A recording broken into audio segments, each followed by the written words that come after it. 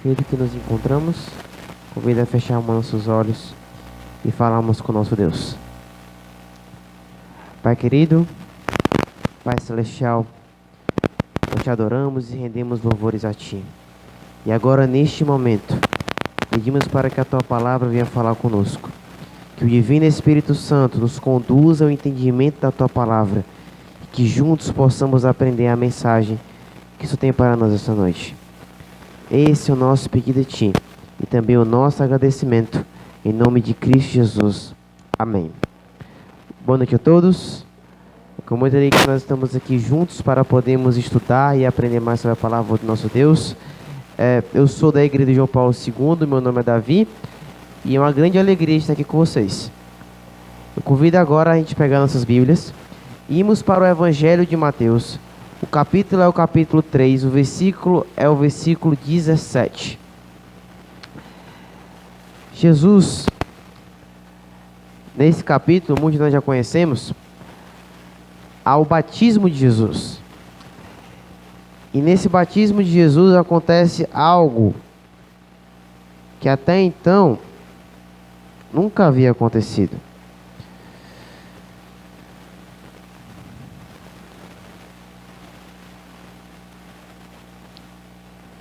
O capítulo 3, o versículo é o versículo 17. Quando João Batista está batizando Jesus, e após isso, o relato de Mateus diz no versículo 17: E eis uma voz dos céus, que dizia: Este é o meu filho amado, em quem me comprazo.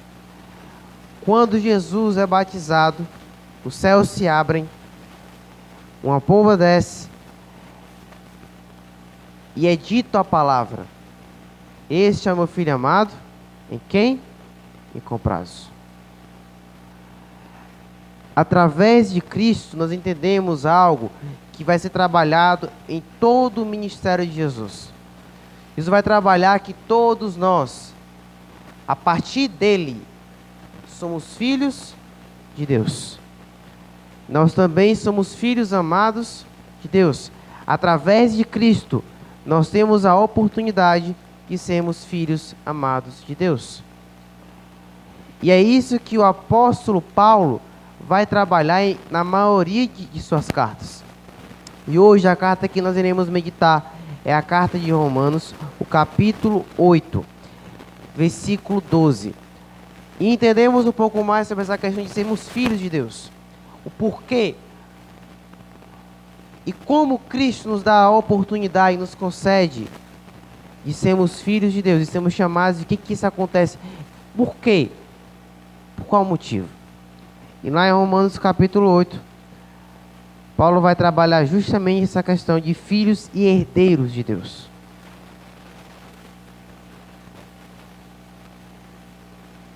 Romanos capítulo 8, o versículo é o versículo 12.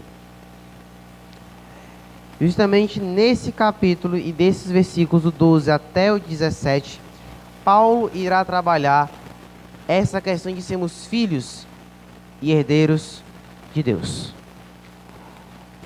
Versículo 12 diz assim: Assim, pois, irmãos, somos devedores, não a carne, como se contragidos a viver segundo a carne.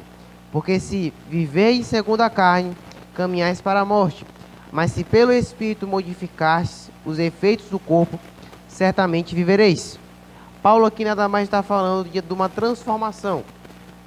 Daqueles que vivem a sua vida pela carne, aqueles que se batizaram, mas não mudaram a sua vida, continuam vivendo os prazeres da carne, logo estes caminham para a morte. Mas aqueles que têm uma transformação, que desde que o Espírito transforme a vida deles, estes estão caminhando para a vida. Só que Paulo continua dizendo, no versículo 14: Pois todos os que são guiados pelo Espírito de Deus são filhos de Deus. Então Paulo está dizendo o quê? Que todos aqueles que deixam ser guiados, conduzidos, têm uma vida no Espírito, logo são filhos de Deus. Continuando, versículo 15 diz: Porque não recebeste o espírito de escravidão, para viverdes outra vez atemorizados, mas recebeste o espírito de quê? De adoção, baseados no qual clamamos Abba, Pai. Paulo aqui, ele nos esclarece uma questão bem interessante e um ponto que Cristo trabalhou em uma de suas parábolas. Paulo aqui diz que a gente não recebeu o espírito de escravidão, mas sim o espírito de adoção. Quando eu e você pegamos nossa Bíblia e abrimos o Evangelho de Lucas capítulo 15, nós temos logo de cara 3 histórias. A parábola da ovelha perdida, da dracma perdida e a do filho pródigo. Quando nós lemos a parábola do filho pródigo, nós temos uma informação bem interessante. Quando o filho, ele se arrepende das coisas que ele cometeu, ele tem vontade de voltar para casa. Mas ele não quer voltar para casa como filho. Ele quer voltar para casa como? Como escravo, como servo. E aí, muitas vezes, esse é o nosso entender quando a gente se converte. A gente acha que quando a gente aceita Cristo, a gente vai ser escravo de Jesus. Só que justamente, o próprio Cristo falou que nós não somos escravos, nós somos filhos, porque o escravo não conhece completamente a vontade de seu Senhor. Logo, o filho não. O filho sabe qual é a vontade de seu pai. Porque o filho e o pai justamente é uma intimidade maior do que o Senhor e seu escravo. E por isso que quando o filho chega, na parábola, da parábola do filho pródigo, quando o filho chega e vai conversar com o pai nem sequer deixa ele terminar o discurso que ele tinha. Porque quando nós entendemos um ponto importante na palavra de Deus é o seguinte: filho é filho. Não importa o que ele faça, ele nunca deixará de ser filho. E o mesmo ponto serve para Deus. Por isso aquela parábola é contada para a gente entender também o ponto da questão do filho pródigo. Entendemos que nós podemos entrar no reino dos céus. Eu não posso ter na mente que eu sou um escravo de Deus. Mesmo Paulo trabalhando essa questão. Que prefere ser escravo de Deus do que ser escravo do mundo. Mas é uma coisa que nós temos que entender o seguinte: que para nós podermos entrar no reino de Deus, eu e você temos que entender que somos filhos. E só podemos entrar no reino se entendemos que nós somos filhos de Deus. É a única forma. Porque agora vai ser falado agora da questão da herança. Daqui a pouco eu volto para a gente poder comentar a questão do Abba. E também na questão também da adoção. Continuando o versículo 16 diz: o próprio Espírito testifica com o nosso Espírito que somos filhos de Deus. O Espírito Santo nos lembra que nós somos filhos de Deus. Por quê? Porque muitas vezes a gente passa por grandes dificuldades, e por grandes momentos e por grandes tribulações. E muitas vezes esquecemos que nós somos filhos de Deus. Achamos muitas vezes que Deus nos esqueceu, que Ele não se importa com a gente. Mas na verdade, nunca deixamos de ser filhos dele. E Ele nunca deixou de ser o nosso Pai. Não deixe que as dificuldades da vida, que as adversidades, retirem de você o título que você possui de ser filho de Deus. Um título que eu e você nem sequer merecíamos. Nós temos esse título de filho de Deus por conta e por único mérito de Cristo Jesus, que morreu na cruz do Calvário e nos deu a oportunidade de novamente sermos chamados de filhos de Deus. Continuando, o versículo 17 diz: ora, se somos filhos, somos também herdeiros, herdeiros de Deus e co-herdeiros com Cristo. Se com Ele sofremos, também com Ele seremos glorificados. Esse ponto é bem interessante. E na verdade, eu acho que de todos os versículos, esse é o que eu mais gosto do capítulo 8. Porque diz que quando a gente se torna herdeiros de Deus e co-herdeiros com Cristo, nós também herdamos também o sofrimento de Jesus. Sabe, quando a gente lê o capítulo 4 de Mateus, as tentações de Jesus, você percebe o que estava em jogo ali era justamente se Jesus era filho de Deus. Se você analisar todas as perguntas feitas por Satanás, a primeira pergunta é o quê? Se você é verdadeiramente filho de Deus, transforma essas pedras em pães.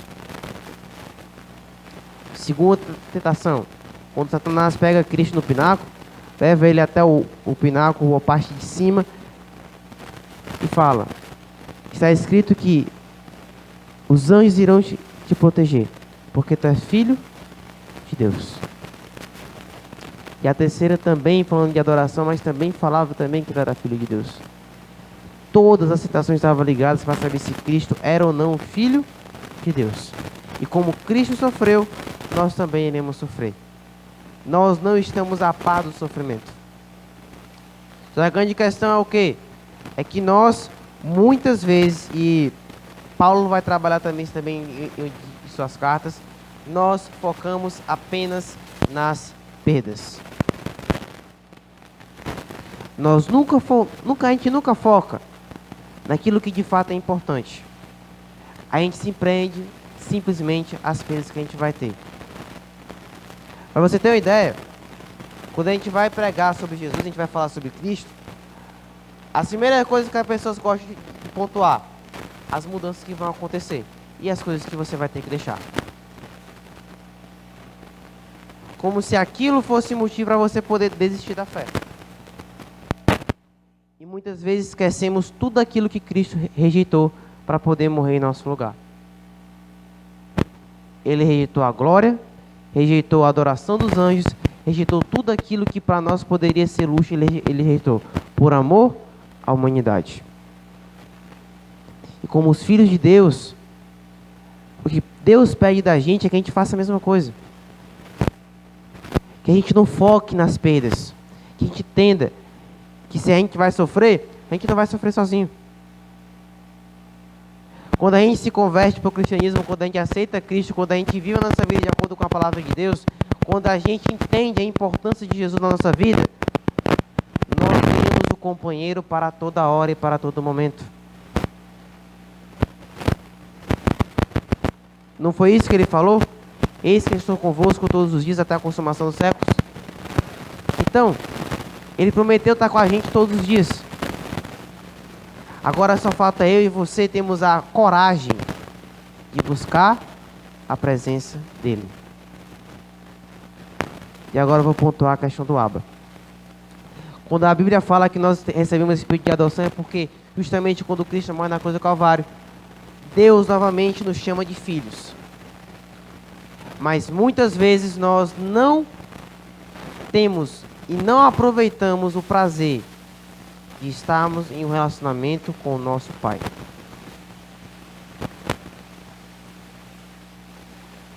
Nós trocamos muitas vezes o momento de passarmos com o nosso Pai Celestial para podermos fazer outras coisas. A gente acabou de ver justamente uma parte do Provai e Vede que falava de colocar a Deus, de buscar a presença de Deus nas primeiras horas da manhã. Porque um dia sem Deus realmente é nada. Um dia sem Deus é nada. Cristo nos ensinou a maior lição da vida. E sábado passado eu estava justamente numa classe de jovens, a gente estava justamente comunicando com isso, conversando sobre esse respeito. O maior ensinamento de Cristo, a única coisa que Jesus nos ensinou para termos medo de verdade. Lá no Getsemane, Cristo sentiu a dor da separação entre Deus e nós. Por isso que ele começou a suar a gota de sangue. A tristeza de estar separado de Deus por conta do pecado. E a gente não sente nem sequer uma única dor, uma única tristeza. Cristo nos ensinou o que de fato nós devemos temer. Temer não estar perto de Deus. Ele nos ensinou a maior lição da vida. O Filho de Deus. Imagina Jesus, que sempre teve comunicação com o Pai todos os dias da eternidade. Estava junto com seu Pai. E naquele momento da história da humanidade, no Getsemane, ele é separado do seu pai por conta do pecado. Que ele carregava o pecado de toda a humanidade. Nós não entendemos a tamanha dor que Cristo sentiu lá. Mas ele nos ensinou justamente a temer isso. A temermos não estarmos com o Abba. Não estarmos com o nosso Deus. Não estarmos com o nosso Pai. Que a partir de hoje em diante, você possamos justamente viver uma vida de um relacionamento com o nosso Pai Celestial. Que de fato nós possamos ter intimidade com o nosso Deus. Porque Ele sabe Ele sabe o que a gente precisa. No Evangelho de Mateus, capítulo 6, Ele fala justamente sobre isso. As tribulações da vida, as dificuldades. Ele sabe o que eu e você precisamos. Ele sabe o que nós necessitamos. Mas Ele nos ensina justamente a acreditar e a confiar nele. Acreditar que como Pai Ele vai nos ajudar. Mas primeiro, eu e você precisamos estar em comunhão com Ele, buscar a presença dEle. Fazemos como o filho pródigo fez. Nos arrependemos e voltamos para a casa do Pai. Para os braços do nosso Pai Celestial. Ele é o nosso Pai, nunca se esqueça disso. Ele é nosso Pai Celestial. E eu e você somos os filhos amados dele. Que o amor dele nos motive e nos transforme a cada dia. Nós cantamos o hino 123, iremos encerrar também com este hino. Então convido agora a ficarmos em pé e a cantarmos o hino 123, o amor de Jesus.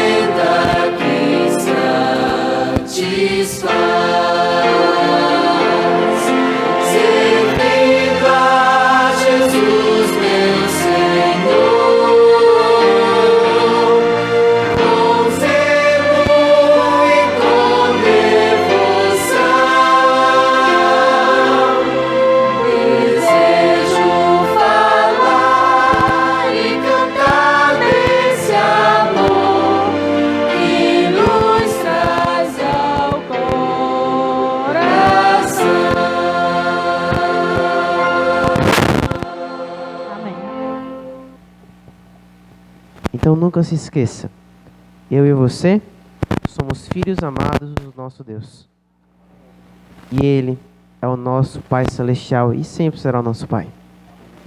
Vamos falar com Ele? Abba, Pai, nós te agradecemos, Senhor, pela grandiosa oportunidade que aqui nos concede de podermos meditar na Tua Palavra. De Senhor ter nos lembrado que o Senhor é o nosso Pai Celestial e que nós somos Seus filhos amados. Pai, nos ajuda a viver uma vida de acordo com o Teu Divino Espírito Santo. Que nós viemos de fato entregar as nossas vidas a Ti, Senhor. Pai, nos perdoa porque muitas vezes nós não demonstramos o amor que nós sentimos por Ti. Nós te agradecemos, meu Pai amado, por Senhor demonstrar o amor que Senhor tem conosco. A Tua bondade, a Tua misericórdia que são reveladas a cada dia. Nós te agradecemos por isso, meu Deus, porque mesmo sem merecer, o Senhor continua a nos amar. Continua a nos proteger, continua a nos conceder a oportunidade de podermos estar na Tua presença. Pai querido, nos conceda um restante de semana abençoada por Ti. Que tudo, meu Pai amado, venha sair em conformidade com a Tua vontade, meu Deus. Pai, nos ajuda a Te buscar de todo o nosso coração. Nos ajuda de fato a Te tratarmos como nosso Pai Celeste. A lembrarmos, sempre nos lembrar, que em todo momento o Senhor está preparado a nos ouvir. E que o Senhor sempre estará também ao nosso lado. Meu Deus, nos leva agora em paz para nossos lares. Nos conceda uma noite abençoada e na Tua santa presença, meu Deus. Que os santos anjos do Senhor possam nos proteger. E que tudo, meu Deus, venha sair em conformidade com a Tua vontade. Esse é o nosso pedido, Pai querido. E o nosso agradecimento desde já. Em nome de Cristo Jesus. Amém, Senhor. Uma boa noite a todos. E que nós venhamos ter uma noite abençoada pelo nosso Deus.